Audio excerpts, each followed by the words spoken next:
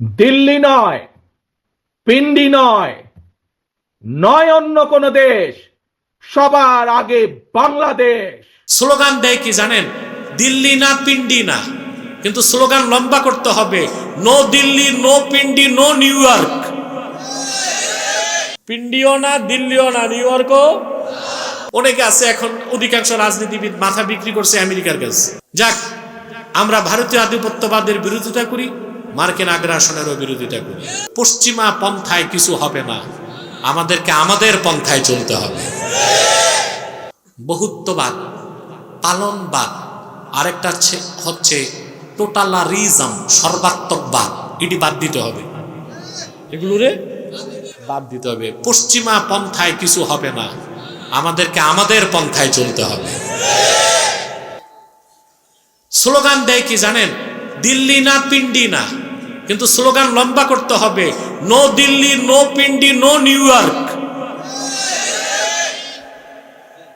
পিন্ডিও না, দিল্লিও না, নিউ ইয়র্কও। অনেকে আছে এখন, অধিকাংশ রাজনীতিবিদ মাথা বিক্রি করছে আমেরিকার কাছে। যাক, আমরা ভারতীয় আধিপত্যবাদের বিরোধিতা করি, মার্কিন আগ্রাসনেরও বিরোধিতা করি। আমি আপনাদেরকে বলবো, সকল দলের মুসলমান, তিনটি স্বার্থে আমরা এক হয়ে যাব।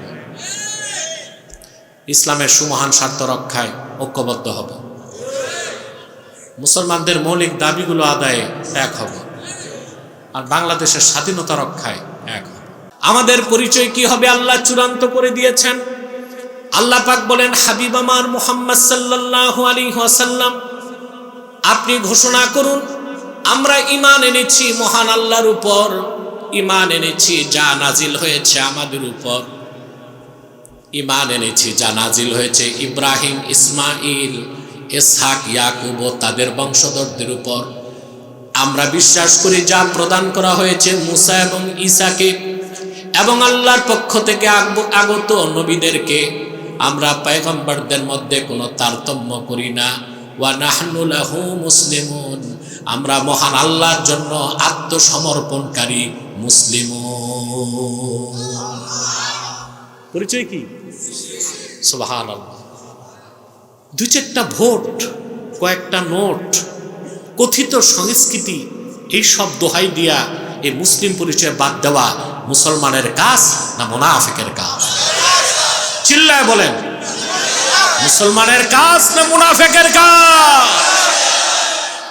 এই পরিচয় ছাড়ব না, জীবন চলে গেল।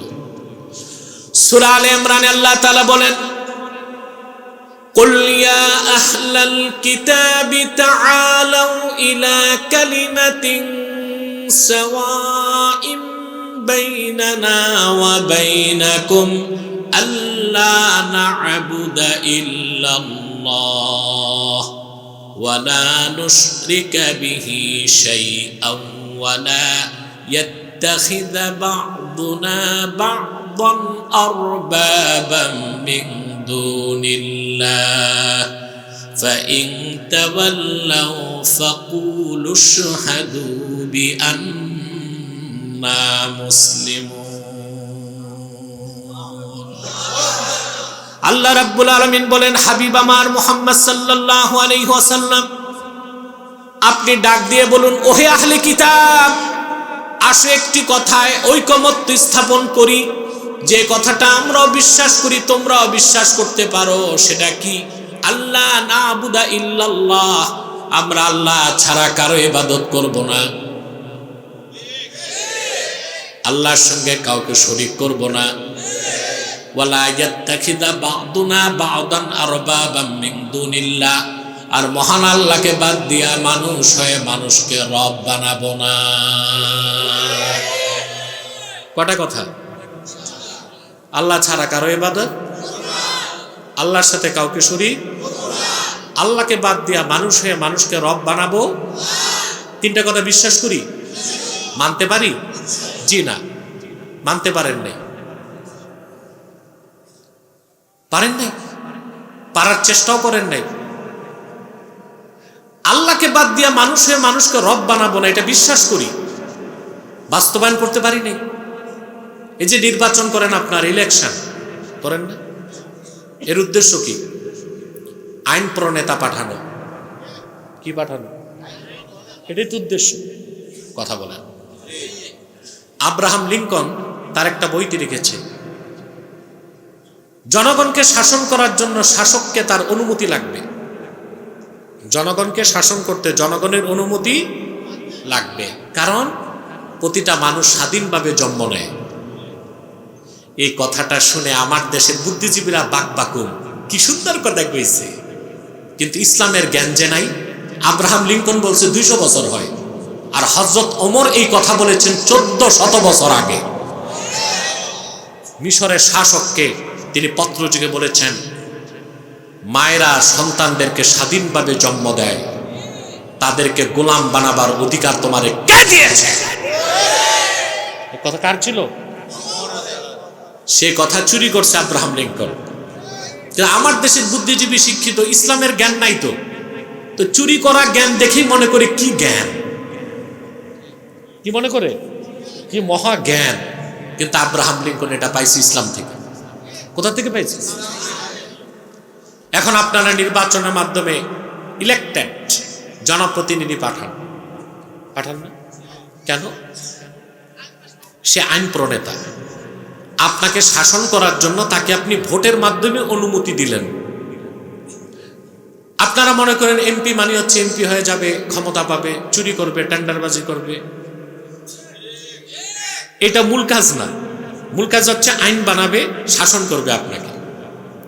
তো এখন সংসদ সদস্যরা সংসদে গেল, বিল একটা উঠলো, স্পিকার বলল হায়ের পক্ষে কে কে? বিলের পক্ষে। তো সব চিৎকার করে উঠলো হা। স্পিকার বলল হা জয়যুক্ত হয়েছে, হা জয়যুক্ত হয়েছে, হা জয়যুক্ত হয়েছে, আইন হয়ে গেছে। কিন্তু সেটা সরাসরি কোরআন সুন্নাহর বিরোধী। আল্লাহ করছে হালাল, আপনারা করলেন হারাম। আরেকটা আইন পাশ হইল, হা জয়যুক্ত হয়েছে, আল্লাহ করছে হারাম, আপনারা করছেন হালাল। তাহলে বোঝা গেল আল্লাহকে বাদ দিয়া মানুষ হয়ে মানুষকে আপনারা রব বানান। নাউজুবিল্লাহ বলবেন না? এটাই হচ্ছে খেলাফতের সাথে গণতন্ত্রের অন্যতম পার্থক্য। খেলাফতের রাজনীতি তাওহীদের উপর ভিত্তি করে, আর পশ্চিমা গণতন্ত্র শিরকের উপর প্রতিষ্ঠিত।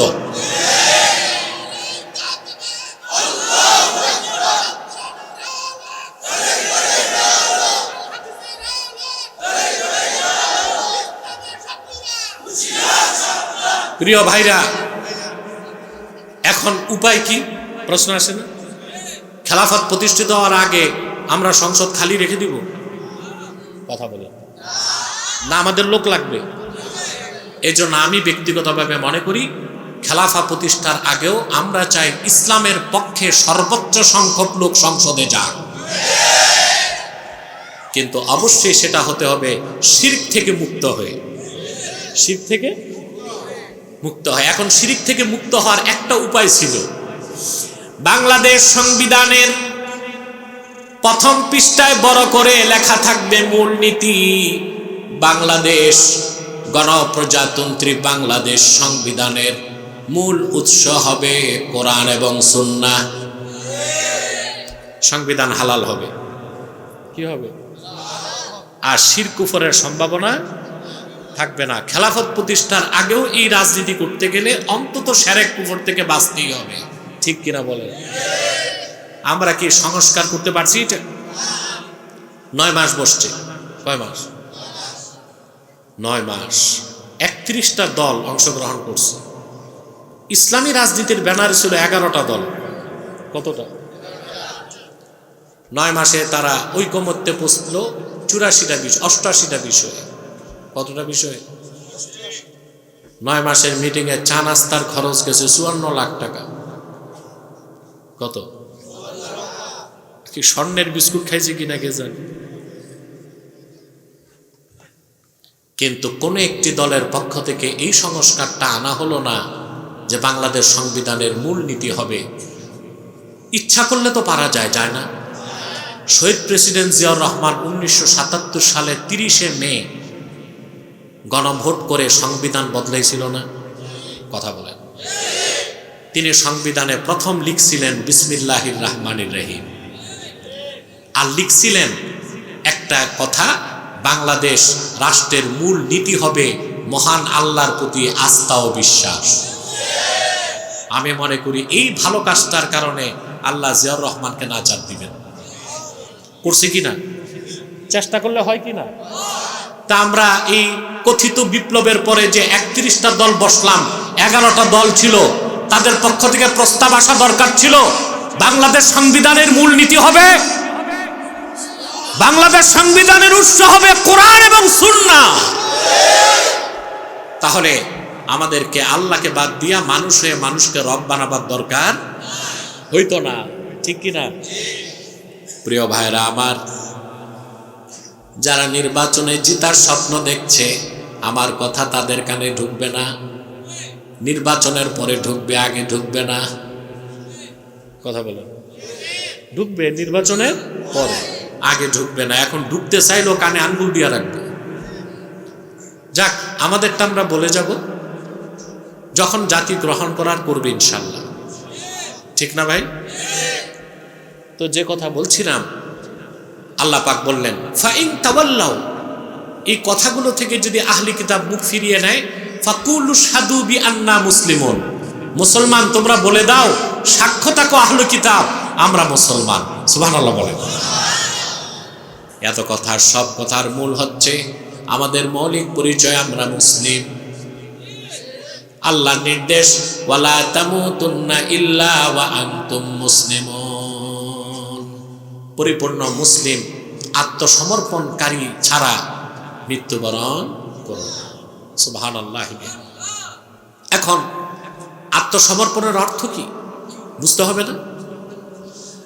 এক কথায় জবাব হচ্ছে আল্লাহর আখিরি নবী নূর নবীজি মুহাম্মদ মুস্তাফা সাল্লাল্লাহু আলাইহি ওয়াসাল্লাম ১৫০০ বছর আগে আল্লাহর পক্ষ থেকে যে দ্বীন এনেছেন, সে দ্বীনকে বিশ্বাস করার নাম ঈমান, আর জীবনের সকল ক্ষেত্রে সেই দ্বীনের তাবেদারি করার নাম তাকওয়া। আর সেই দ্বীনের তাবেদারির মাধ্যমেই পরিপূর্ণ মুসলিম হতে হবে। বুঝাইতে পারলাম?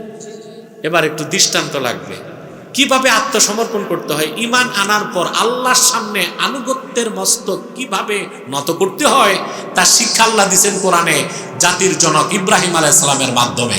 বলেন সুবহানাল্লাহ। জাতির পিতার নাম কি? জোরে।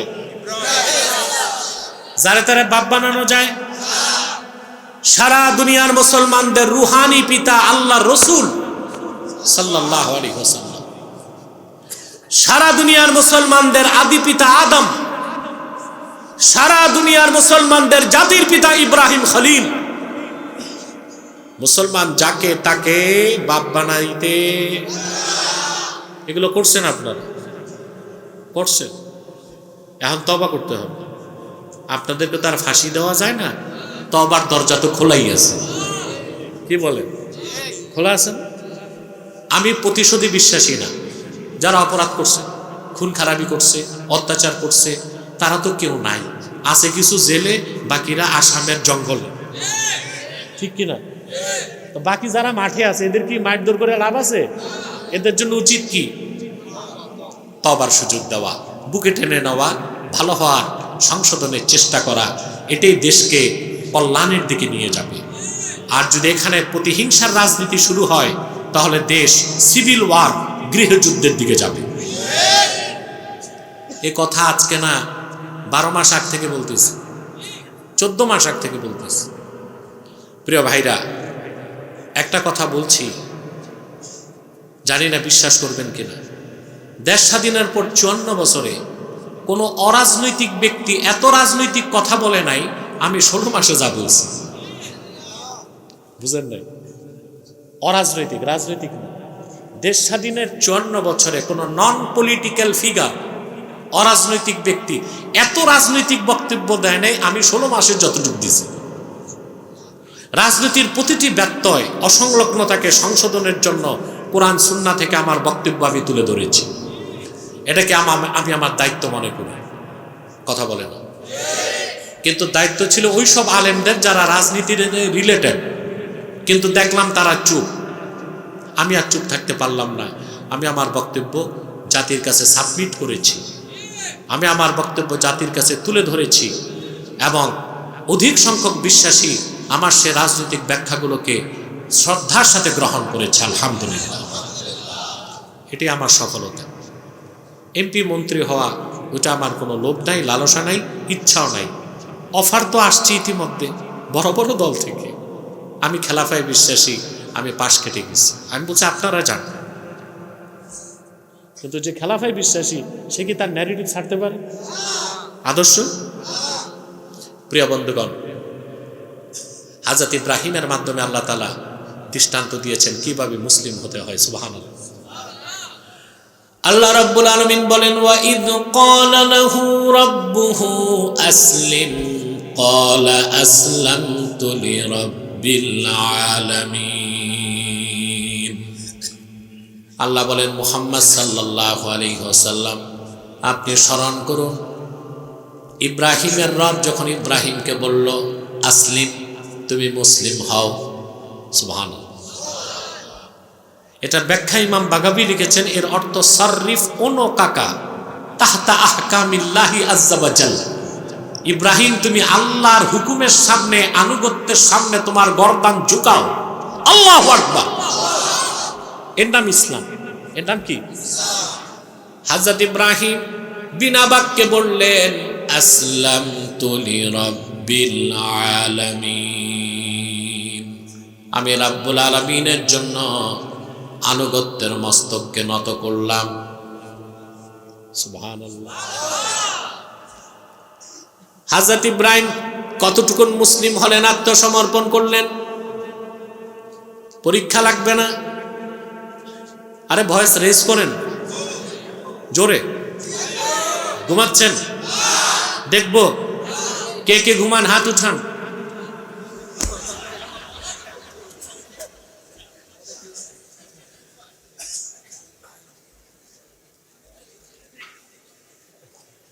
ঘুমাইলে কি হাত তোলা যায়? মানে মনোযোগটা একটু সরে গেছে। আসলে আপনাদেরকে বাঙালির নেওয়া মুশকিল। সময় গণে কয় ঘন্টা হয়েছে? মনোবিজ্ঞানী সাইকোলজিস্টদের মতে শ্রোতার মনোযোগ 40 মিনিট ঠিক থাকে। কত মিনিট? এরপর এলোমেলো হয়। এই জন্য আল্লাহওয়ালা বুজুর্গগণের বক্তব্য হয়তো 25 থেকে 40 মিনিট। সুবহানাল্লাহ। আর আমাদের দেশে বক্তা কন্টাক্ট করে আনে, ঠিক না? তারপরে এনে বেঁধে দেয় 2 ঘন্টা। বক্তা 1 ঘন্টা ওয়াজ করার পর বাকি আর কি করবে? আবার শুরু হয়। কি শুরু হয়? 2 ঘন্টা তো পুরা করতে হবে। 2 ঘন্টা পুরা না হইলে টাকা পুরাটা কমিটি দিবে না। এই চলছে দেশে, ঠিক কিনা? তা আপনাদের মনোযোগ একটু সরে গেছে, যেহেতু 40 মিনিট পার হয়ে গেছে। দেখো তো কয় মিনিট হয়েছে। হ্যাঁ দেখছেন, আমারও দৃষ্টি আপনাদের দিকে থাকে। 46 মিনিট পার হয়েছে, আমি বক্তব্য শুরু করছি। কত মিনিট? এখন আপনাদের মনোযোগ ধরে রাখার জন্য আমাকে মেহনত করতে হবে। আল্লাহ তৌফিক দিলে আমাকেও আপনাদেরকে বসতে পারবেন, নতুবা মাঠ খালি। শুনতেছেন? এদিক তাকান। পরীক্ষা এসেছে হযরত ইব্রাহিমের কাছে 10টা। কয়টা? তিনি যে কতটুকু মুসলিম তার যাচাই করলেন আল্লাহ। আল্লাহ রাব্বুল আলামিন বলেন, ওয়া ইযবিতালা ইব্রাহিম রাব্বুহু বিকালিমাতিন ফাআতাম্মাহুন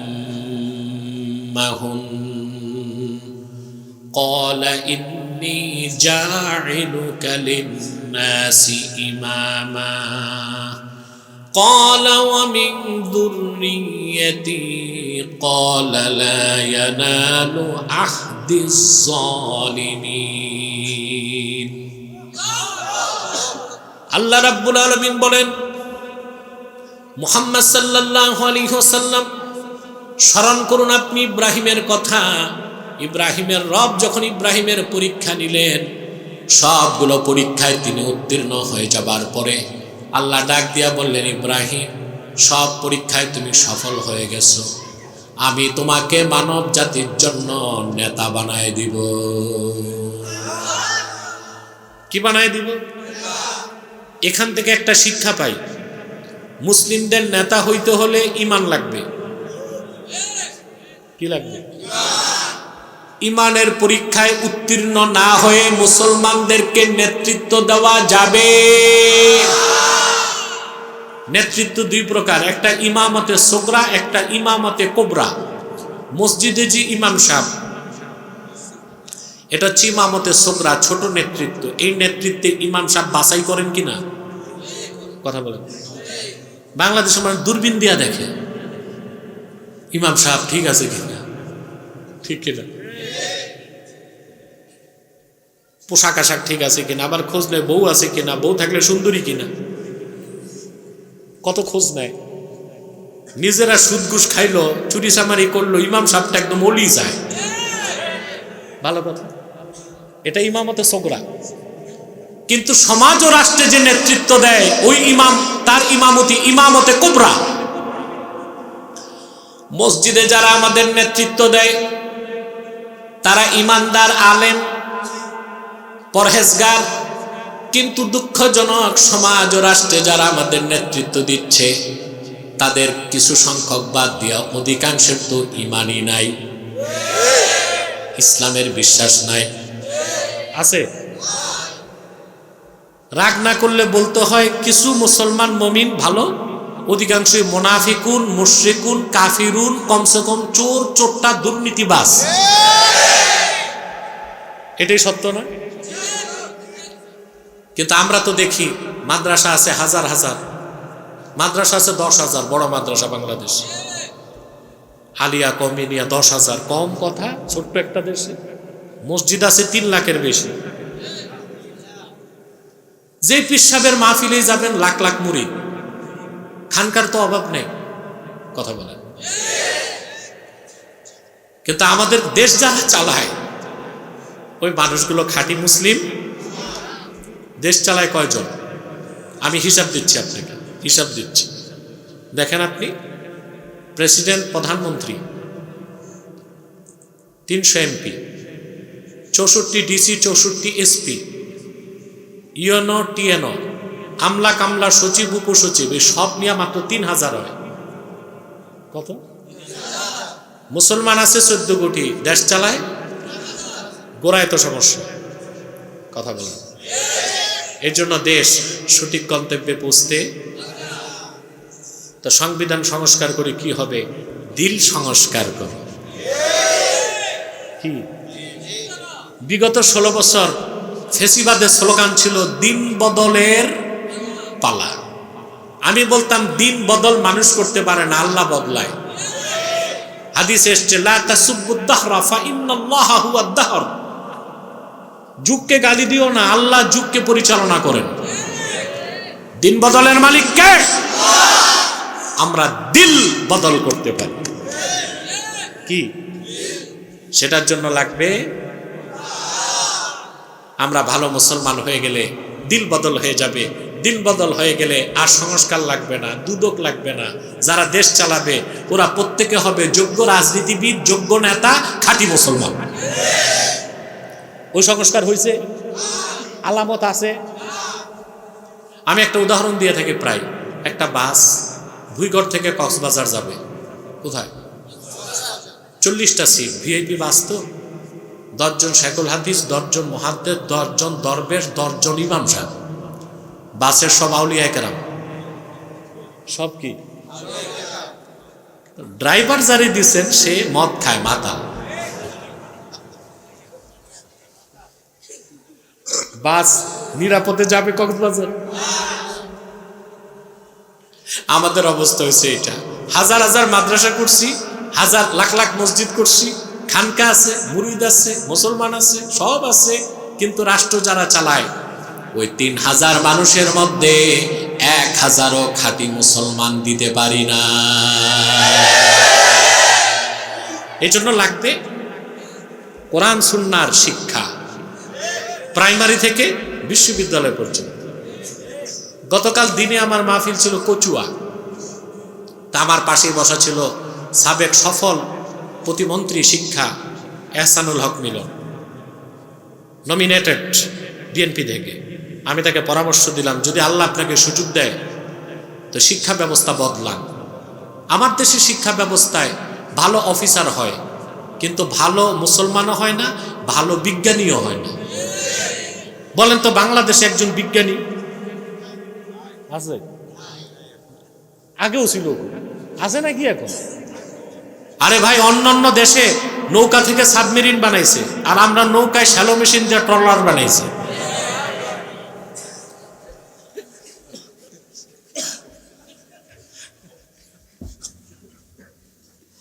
যদি বলা হয় বাংলাদেশের জাতীয় গাড়ি কি, রিক্সা, ঠিক না? এই রিক্সা পৃথিবীতে আবিষ্কার করছে জাপান।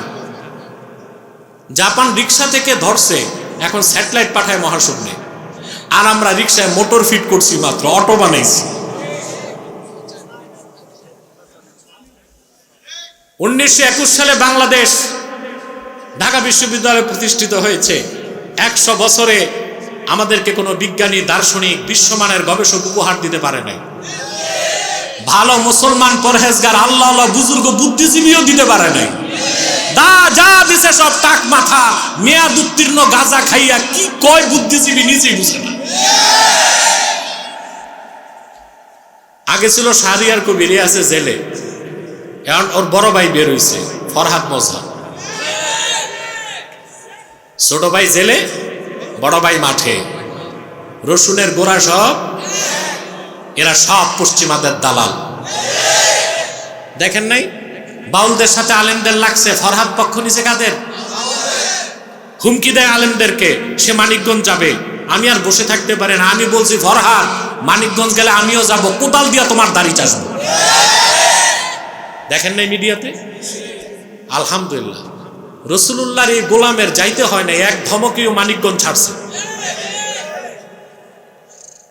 তা আমরা কি দিলাম জাতিকে? শিক্ষা ব্যবস্থার মাধ্যমে বিজ্ঞানী দিলাম না, দার্শনিক দিলাম না, গবেষক দিলাম না, দিছি শুধু অফিসার। কি